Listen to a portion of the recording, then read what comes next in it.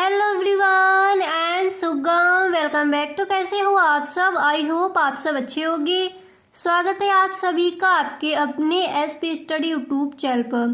तो गाइस, आज हम आपके लिए लेकर आए हैं जो इकोनॉमिक्स का आपका जो तीसरा पार्ट है, उसके जितने भी आपके इम्पोर्टेंट क्वेश्चन है वो सारे क्वेश्चंस आपको इस वीडियो में हम बताने वाले हैं।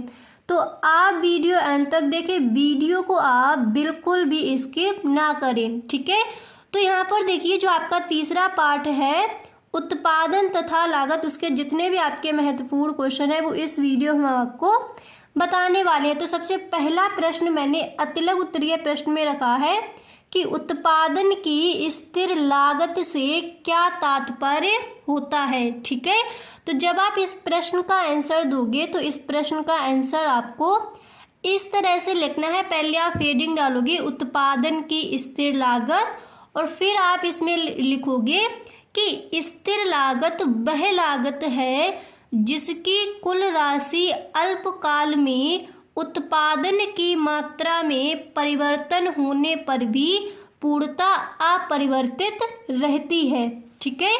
इसके बाद यहाँ पर आपको लिखना है कि स्थिर लागत उत्पादन की मात्रा के परिवर्तन से नहीं बदलती, अर्थात उत्पादन आकार घटने या बढ़ने पर भी कुल स्थिर लागत में कोई बदलाव नहीं आता। तो उत्पादन की स्थिर लागत से क्या तात्पर्य होता है, या फिर उत्पादन की स्थिर लागत से आप क्या समझते हैं? इस प्रश्न का आंसर आप इस तरह से लिखोगे। इतना समझ आ गया।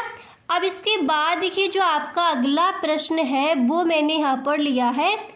आपका अगला प्रश्न यहाँ पर दिया गया कि स्थिर लागत एवं परिवर्ती लागत में भेद कीजिए। स्थिर लागत एवं परिवर्ती लागत में भेद कीजिए। तो देखिए, पहले आप इस तरह से आपको हेडिंग डालनी होगी, स्थिर लागत एवं परिवर्ती लागत में भेद, और इधर आप लिखोगे स्थिर लागत और इधर आपको लिखना है परिवर्तनशील लागत, ठीक है। फिर देखिए, स्थिर लागत क्या है, इसको देखिए, इसका संबंध उत्पादन के स्थिर साधनों से होता है। इसके बाद आपको परिवर्तनशील लागत में लिखना है इसका, देखिए आपको परिवर्तनशील लागत में लिखना है कि इसका संबंध उत्पादन के परिवर्तनशील साधनों से होता है। इसके बाद देखिए, स्थिर लागत में आपको दूसरा पॉइंट डालना है। फिर इसमें आप लिखोगे कि स्थिर लागत उत्पादन की मात्रा के परिवर्तन से नहीं बदलती, अर्थात उत्पादन आकार घटने या बढ़ने पर भी कुल स्थिर लागत में कोई बदलाव नहीं होता। फिर इसके बाद आपको इधर लिखना है परिवर्तनशील लागत में आप लिखोगे कि परिवर्तनशील लागत उत्पादन की मात्रा के परिवर्तन से बदलती है, अर्थात उत्पादन आकार बढ़ने पर कुल परिवर्तनशील लागत बढ़ती है। आपका होप आपको समझ आ रहा होगा कि स्थिर लागत और परिवर्तनशील लागत में क्या भेद है। अब इसके बाद देखिए, आपको यहाँ पर नेक्स्ट लिखना है। देखिए, यहाँ पर आपको स्थिर लागत में इस तरह से लिखना है कि उत्पादन स्थिर के शून्य स्तर पर भी कुल स्थिर लागत अपरिवर्तित रहती है।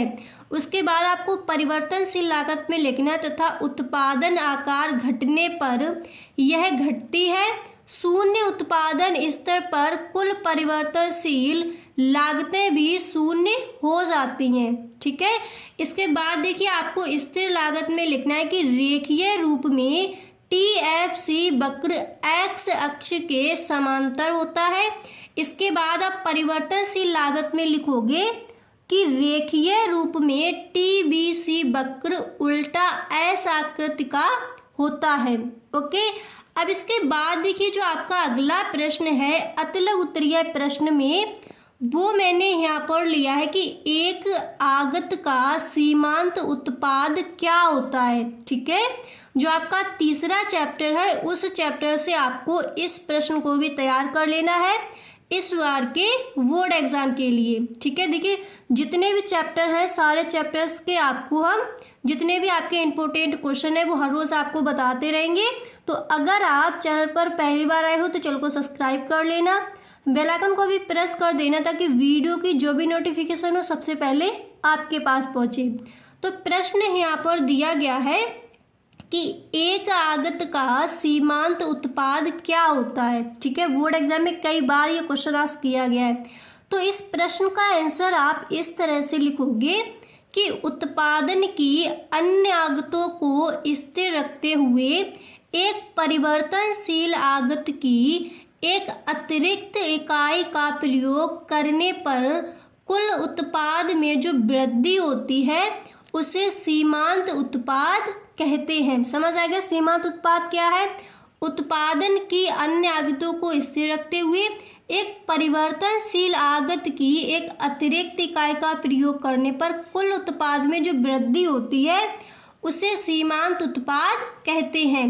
इसके बाद देखिए आपको लिखना है कि गणितीय समीकरण के रूप में। तो फिर आप इस तरह से आपको ब्रैकेट बनाना है और फिर आपको यहाँ पर ये लिख देना है। इसके बाद देखिए आप लिखोगे जहाँ MPN बराबर NV इकाई का सीमांत उत्पाद, फिर आप लिखोगे TPN बराबर N इकाइयों का कुल उत्पाद। इसके बाद आपको लिखना है कि TPN-1 बराबर N-1 इकाइयों का कुल उत्पाद है यहाँ पर। ठीक है, अब इसके बाद देखिए जो आपका अगला प्रश्न है वो मैंने यहाँ पर लिया है कि उत्पादन फलन की संकल्पना को समझाइए। ठीक है, तो इस प्रश्न का आंसर आपको इस तरह से देना है कि किसी फर्म के उत्पादनों एवं उपादानों के, इतना लिखने के बाद फिर आप लिखोगे फलनात्मक संबंध को। ठीक है, फलनात्मक संबंध को उत्पादन फलन कहते हैं। इतना लिखने के बाद आपको लिखना है कि उत्पादन फलन बताता है कि एक दिए तकनीकी ज्ञान तथा प्रबंधकीय क्षमता की सहायता से उत्पादक द्वारा उपादानों के विभिन्न संयोगों से उत्पाद की अधिकतम मात्रा किस प्रकार प्राप्त की जा सकती है। ठीक है, फिर इसके आगे आपको लिखना है यह संकल्पना केवल भौतिक मात्रात्मक संबंध पर आधारित है, इसमें मूल्यों का समावेश नहीं होता। ठीक है, इस तरह से आप लिखोगे। तो देखिए जो आपका ये वाला प्रश्न दिया गया है, अगर आपका ये प्रश्न पूछा जाता है तो ये प्रश्न ज़्यादातर आपको लघु उत्तरीय प्रश्न में पूछा जाएगा। अगर आपसे ये अतिलघु उत्तरीय प्रश्न में पूछा जाए तो फिर आप इतना लिख के आ सकते हो। ठीक है, यहाँ से लेकर आप इतना लिख सकते हो सीमांत उत्पाद कहते हैं। और अगर यही प्रश्न आपका लघु उत्तरीय प्रश्न या फिर विस्तृत में आता है तो फिर जितना भी मैं अभी आपको बताऊंगी तो आपको पूरा लिखना है, बिल्कुल भी इसमें आपको शॉर्टकट नहीं लिखना है। ठीक है, अब यहाँ पर देखिए आपको लिखना है कि गणितीय रूप में। ठीक है, फिर आपको इस तरह से उत्पादन फलन और ब्रैकेट बनाना है, फिर आपको इस तरह से लिखना है।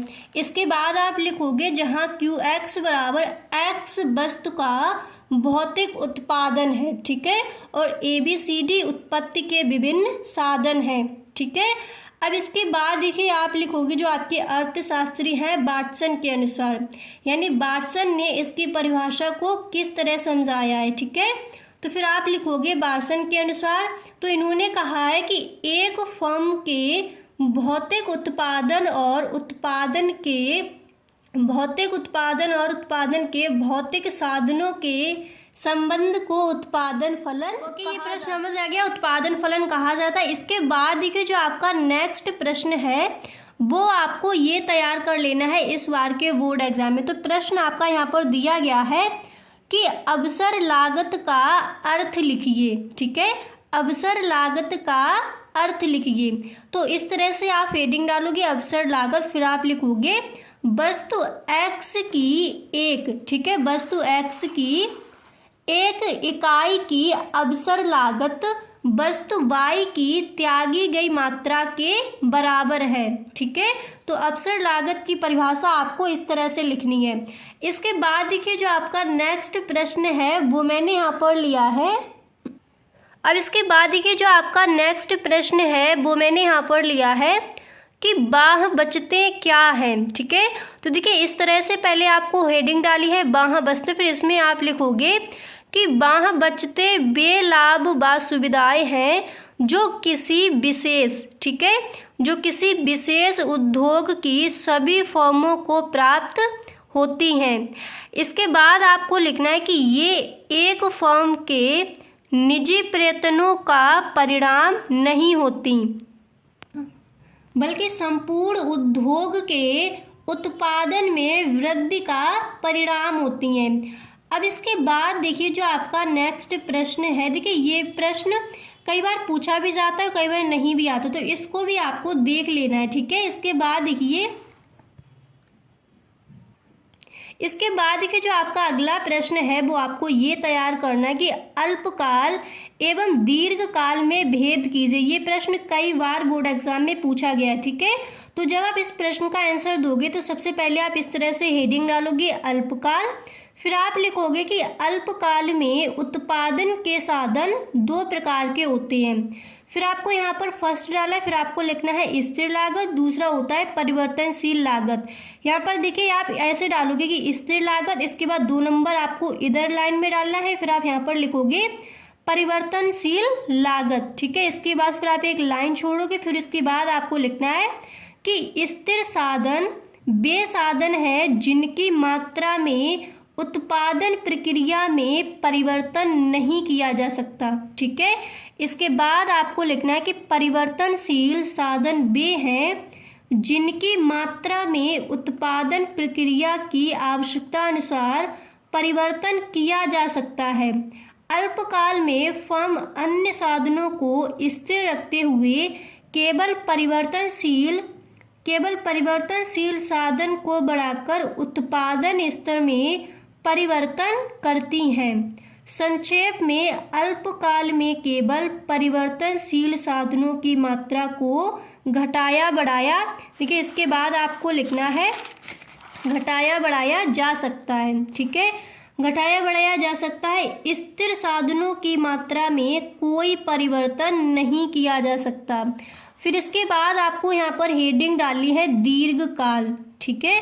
फिर इसमें आप लिखोगे कि दीर्घकाल में कोई भी साधन स्थिर नहीं होता, सभी साधनों की मात्रा को उत्पादन प्रक्रिया की आवश्यकता अनुसार घटाया बढ़ाया जा सकता है। फिर उसके बाद आप लिखोगे कि फर्म उत्पादन के साधनों में अनुपातिक परिवर्तन करके उत्पादन का पैमाना बदलती हैं। अल्पकाल और दीर्घकाल में आधारभूत अंतर, ठीक है, अल्पकाल और दीर्घकाल में आधारभूत अंतर समयावधि का है। किसी भी उत्पादन प्रक्रिया के लिए दीर्घकाल अल्पकाल की, ठीक है, दीर्घकाल अल्पकाल की तुलना में एक लंबी समयावधि होती है और इसलिए सभी साधनों में आवश्यकता अनुसार परिवर्तन किया जा सकता है। ओके, तो गाइस यहाँ तक समझ आ गया। तो आज के लिए बस इतना ही, मिलते हैं नेक्स्ट वीडियो में।